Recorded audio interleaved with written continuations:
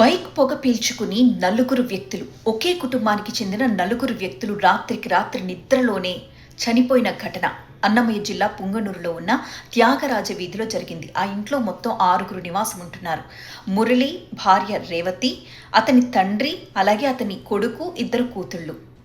ఏం జరిగిందంటే ఆ రోజు బైక్ అస్తమాను రిపేర్ వస్తోందని చెప్పి బైక్ బోర్ రిపేర్కి పంపించారు. రిపేర్ చేసిన మెకానిక్ రాత్రంతా కూడా ఇంజిన్ ఆన్ చేసి పెట్టండి అని చెప్పడంతో బయట పెడితే దొంగలెత్తుకెళ్ళిపోతారన్న భయంతో దొంగలెత్తుకెళ్ళిపోతారన్న భయంతో ఇంటి లోపల పార్క్ చేసుకుని మురళి తండ్రి అలాగే 3 పిల్లలు కూడా ఒక రూమ్లో పడుకుని ఉన్నారన్నమాట. ఇంజిన్ ఆన్ చేస్తుంది కదా, పొగ వస్తూ ఉంటుంది కదా, ఆ పొగని పీల్చుకున్న వీళ్ళు అపస్మారక స్థితిలోకి వెళ్ళిపోయి నిద్రలోనే ప్రాణాలు కోల్పోయారు. అదృష్టవశాత్తు మురళి, రేవతి ఆ రూమ్లో ప్లేస్ సరిపోక మేడ పైన వెళ్ళి పడుకున్నారన్నమాట. దాంతో వాళ్ళు మాత్రమే ప్రాణాలతో ఉన్నారు. ఈ బైక్ నుంచి వచ్చే పొగ పీల్చడం అనేది చాలా ప్రమాదకరం. లంగ్స్కి విపరీతమైన ఇన్ఫెక్షన్ సోకే ప్రమాదం ఉంటుంది. దాన్ని కొద్ది మోతాదులో పీలిస్తేనే మనిషి అపస్మారక స్థితిలోకి వెళ్ళిపోతాడు.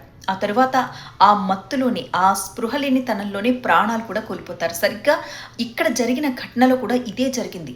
ఆ నలుగురు కూడా ముందు ఈ పొగ పీల్చి వాళ్ళకి తెలియకుండానే అపస్మారక స్థితిలోకి వెళ్ళిపోయారు. నిద్రలోనే ప్రాణాలు కూడా కోల్పోయారు.